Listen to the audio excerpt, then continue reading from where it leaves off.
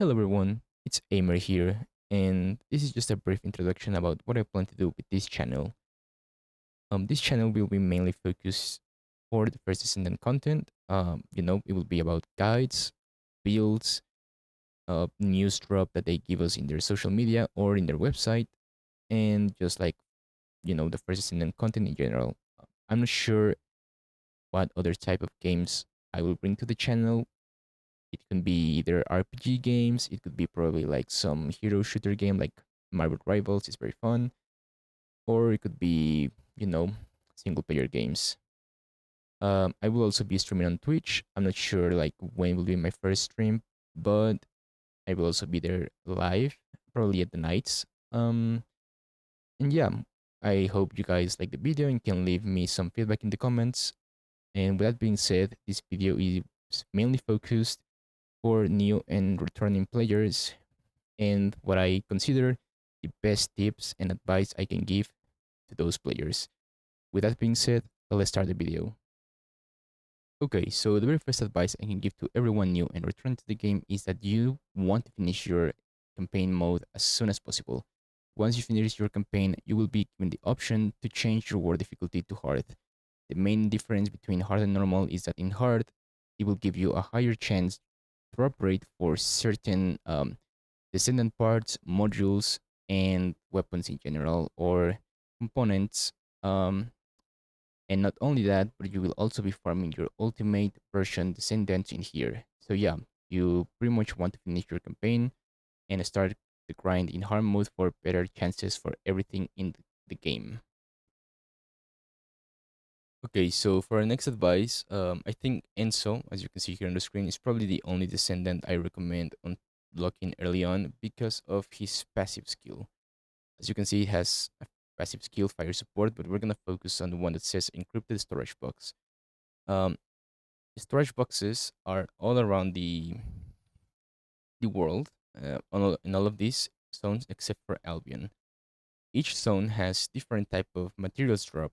Now, the materials they drop are Quipper shards, which we will need to use for enhancing our modules, and certain materials required to craft different type of parts for our descendants or for our weapons. You can see all of the loot tables for each zone in the crafting station, but right now I'm in Acna Desert in the Remnant. Now, how does these boxes work? Well, let me turn on my volume real quick. And as you can see, if I press the tab key, you will see that there's like a white arrow pointing to the right side of my character and like a beep sound. Now, that sound will change if I face to that direction, which is indicating us that we are in the right direction of the box. So we just gotta follow the sound and the arrow. And as you can see, the sound gets also louder when you're closer to the box. Now, Enso is very important for this because the mini game of the box becomes so easy that you will never fail them. As you can see, we just have to complete the mini game and we will get our drop. Um, with that like being explained, all of the other descendants that are not Enso are really hard to like complete some of the bolts because there's three type of bolts. If we go to our consumables and we search for code breaker, as you can see, we have three type of codes. We have the rare one, the standard one, and the white one. Now this one, the white one, are really easy to use with any descendant. However, the blue one and the red one, the purple one, become exponentially harder to do it with normal descendants because the minigame is faster, the zones are smaller. So what Enzo does is pretty much that he just makes super easy to farm the boxes. But yeah, that's pretty much why I recommend getting Enzo early on in the game, and also he's an amazing support character that is a really gun-based playstyle. So if you really like using weapons in a game, he's definitely your guy. So for the next advice, I'm gonna be explaining how the module system and energy system works in the game and all of its options. So as you can see, we have three options: enhance, dismantle, and combine modules. For enhance module, it's pretty straightforward. It will let us enhance any module that we have equipped in our descendant, our weapons, or in our inventory. However, there's two differences for these modules. One is the transcendent modules, because when we enhance them, as you can see, there is no buff provided. However, the capacity cost goes down. As you can see, the capacity cost of these transcendent modules is high, but when we enhance them, the cost goes lower, which will allow us to have more modules equipped in our descendant. Now, the transcendent modules don't buff our character like the other modules do. However, they change how the abilities work and interact with the character, so the playstyle changes. Now, for the other difference is the soft modules, which are the ones that have the orange part down below. When you enhance them, it will give us a max capacity up, which means they will give us more energy for our descendant to keep more modules whenever they are equipped. And for the normal modules, whenever you enhance them, not only the buff goes up, but also the capacity goes up. Um, as you can see, we need Quiper shards and gold to upgrade all of our modules. And the second option is dismantle modules. To be honest, for me, I prefer to simply just dismantle every module that I have that is a copy, because I don't really need them for anything. And as you can see, it will give us a lot of Quiper, which we will need in order to enhance our modules. So I recommend to simply dismantle them until maybe you're at a very late stage of the game where you can like combine a lot of them. But to be honest, I prefer to simply dismantle them. And the last option is combine modules. Now, for combine modules, you will be asked to put four modules. It can be four different modules, it doesn't matter, right? Or it can be four of the same type. This feature can be really random. However, it gets a higher increase if you put not only the same module, but also the socket module, which is the same socket. You see like these three bars, and then this is like a some sort of C with a dot in here.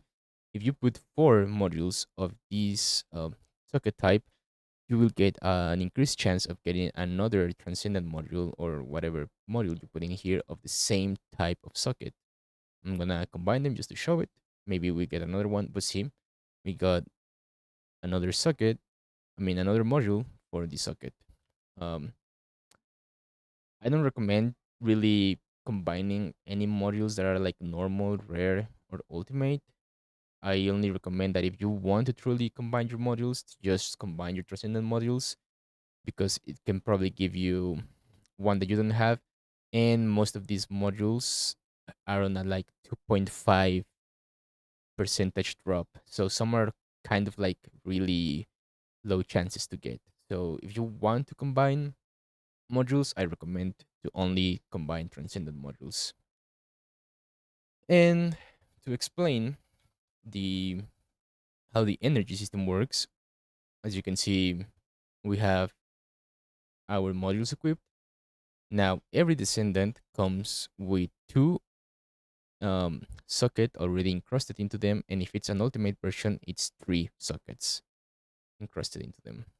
So when we go to our option here, module additional settings, and we go to assign module socket type, you can see that we can have skill module, sub module, and all of the normal modules. As you can see, Enzo only has these two type of sockets built into him. However, when we click on any empty space, we can choose any type of socket. However, it will ask us for two important parts of materials, I guess, which one is our descendant level. We need to be level 40, which is the max level, and we will have to have a catalyst. Now, think of it as like a prestige type of thing. So whenever you like apply the socket type, this will reset your level to 1, and it will consume one catalyst, and it will put whatever socket type you put into this slot. Now, for the submodule slot, if you put a socket in here, that fits the submodule that you're using. As you can see, we have a plus 10. Whenever you put a socket on here, it will give us plus 15 energy added to our module capacity.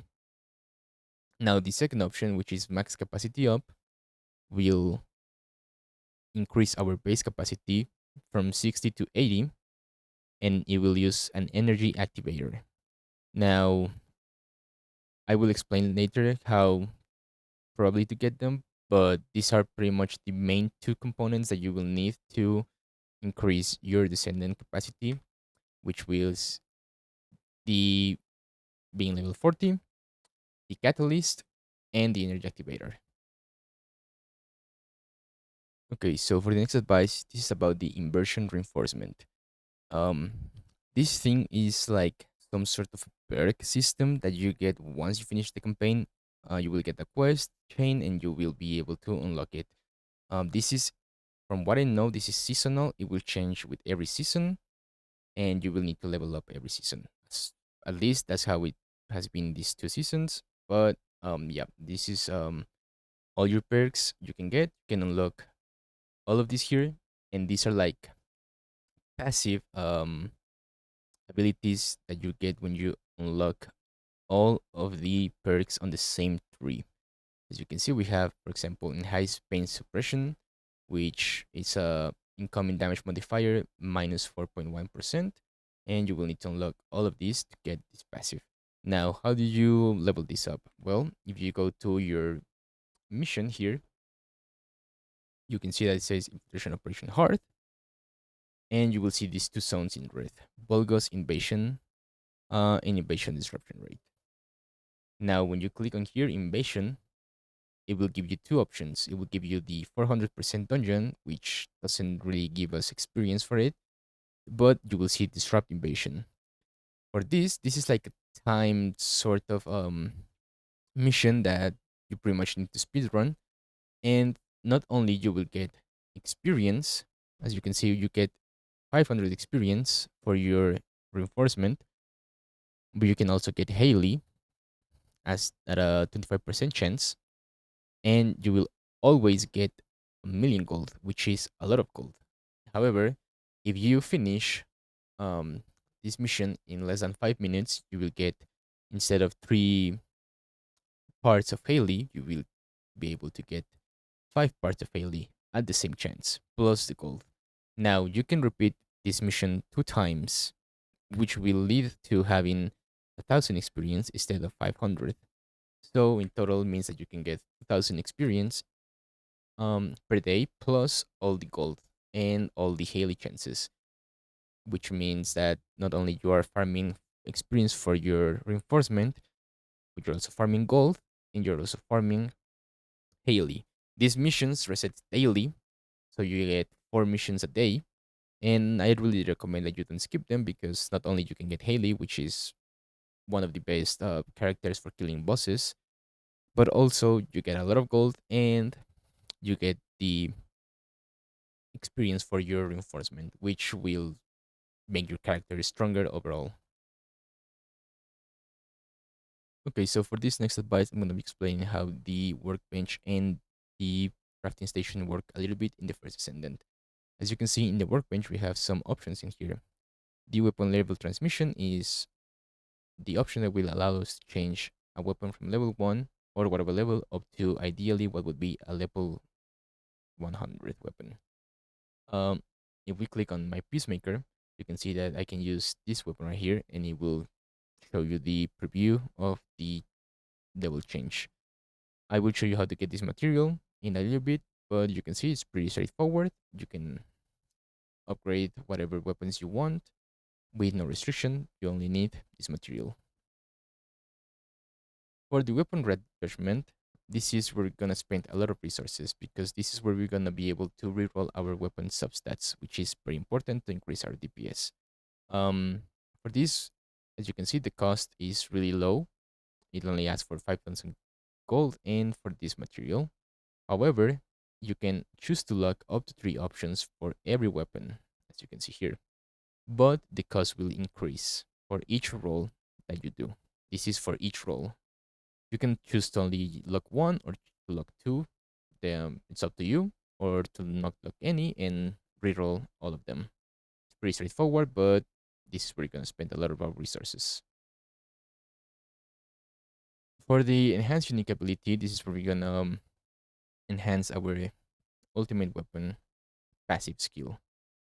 As you can see, it can only be upgraded up to 4 times, and here it would be able to pick the weapon, and here it will show you the change in percentages of their unique ability. I don't have a spare one to choose right now, but that's how it works. It only asks to have a spare weapon, nothing crazy, pretty straightforward too. The reactor enhancement, um, it used to work different in season 1, but they changed it in season 2 where the reactors can now go up to level 5. However, we will need a new material that I will show in a bit. Um, if you want to upgrade to level 2, you see the required item is this precise ion accelerator purple. It will act like it's pretty cheap. However, if we were to upgrade from level 3 to 5, it will be a dimension analyzer. The dimension analyzer, as you can see, it needs to be crafted with 3 materials: the ion accelerator, the precise ion accelerator, and the quantum incubator. I will show you where to get these items in a little bit, but honestly, this is a little bit of expensive because it's a grind, and I recommend that you first upgrade at least to level 2 any reactors that you need for your builds, and then go from there up to level 5 if possible. Now, for the last part, um, they changed this the implant reactor system too.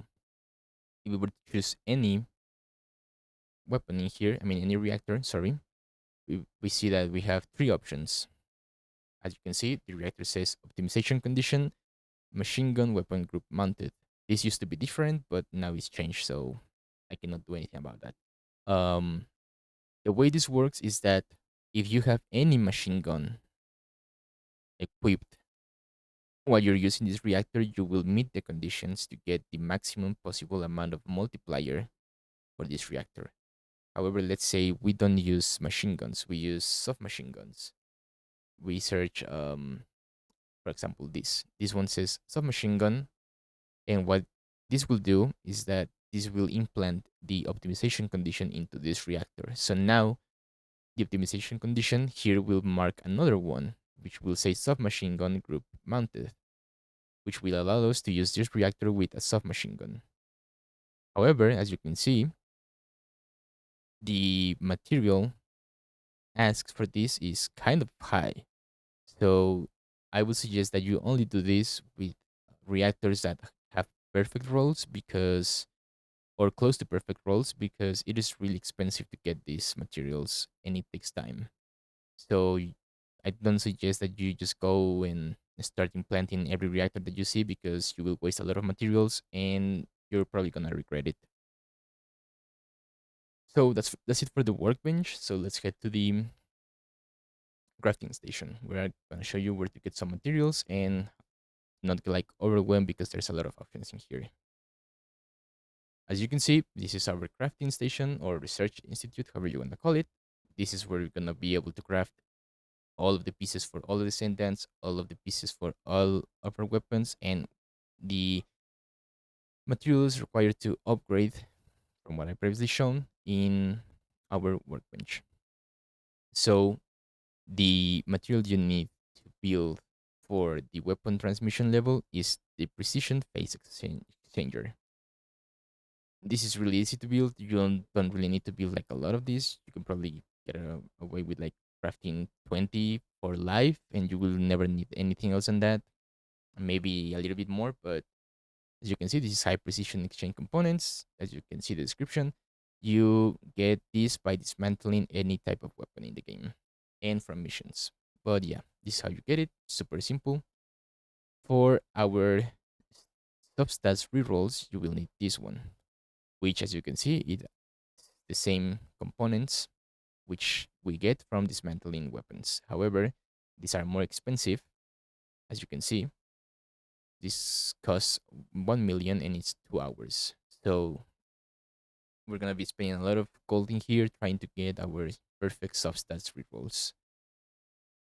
For the reactors, this is where it comes like the grind, right? Because as you can see, we have nano compound, which is used, which is obtainable by dismantling purple reactors. But if let's say we want to use this to implant one reactor, we need 2000, as we saw previously. So it will ask us to have 100,000 nano compounds, 2 million in 3 hours. So this is what I mean when implanting a reactor is very expensive. It's not something you want to do with every reactor. And the same goes for this.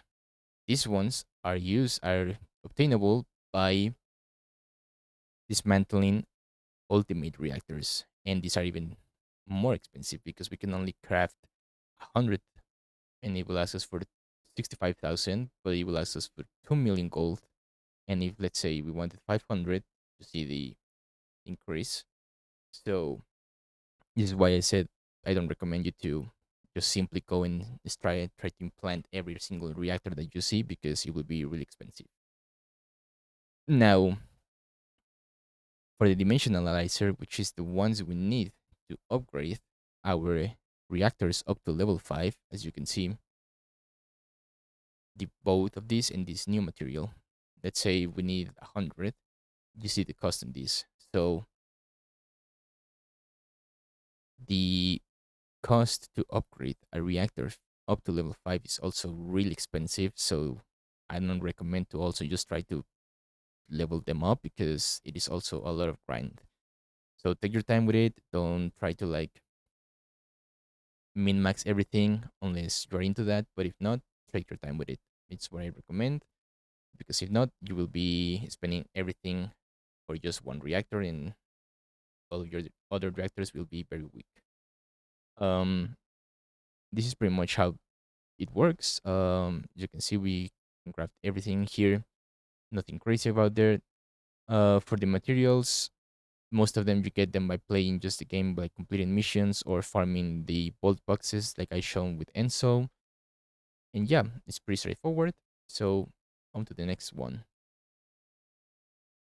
So for the last piece of information I want to give you guys is about the ongoing event on the First Descendant.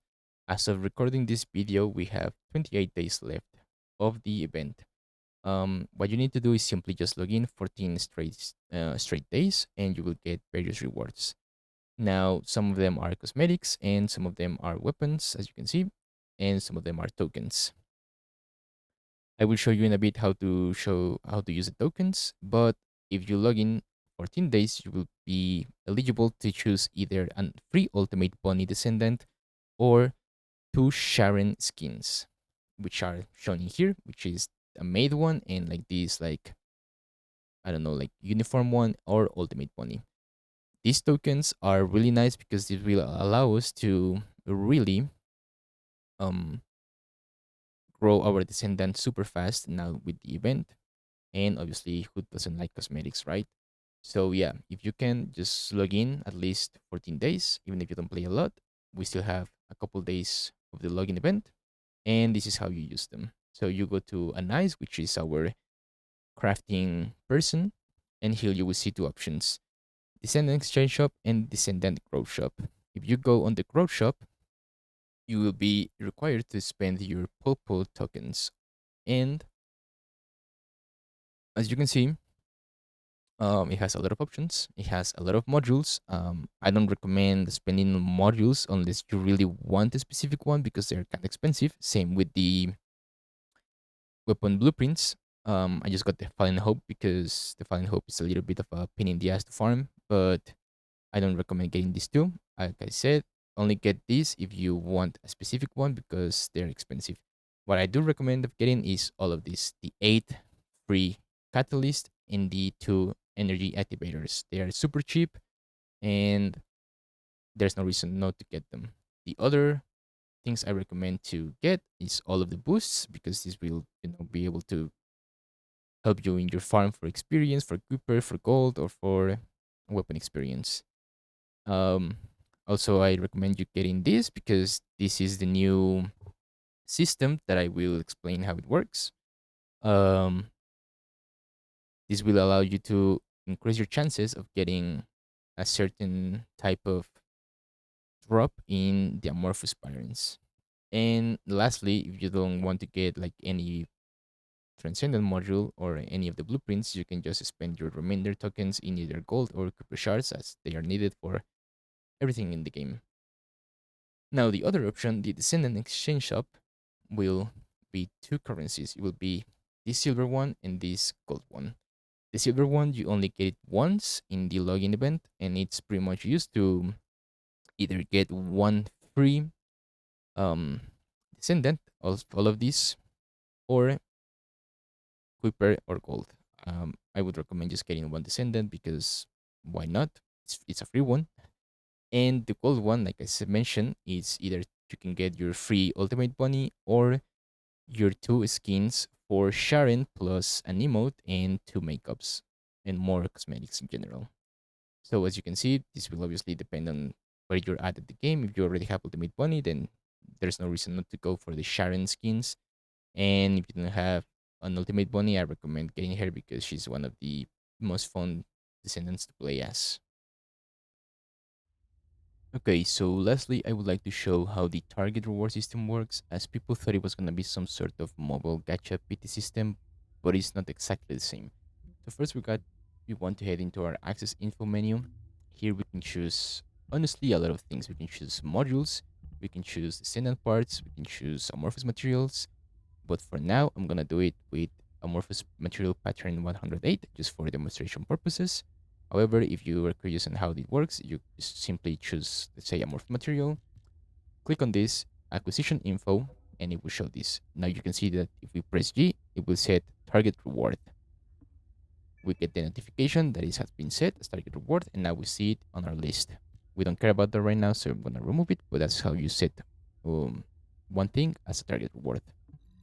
Now, it is important that you know that if you get the drop of one of your rewards, you will not get progress towards getting the PT1. Obviously, the PT1 is at 100%, but right now, as you can see, I have a 40% already on this one. So I'm going to demonstrate it in real time, how it works. We kill the outpost real quick. We finish it.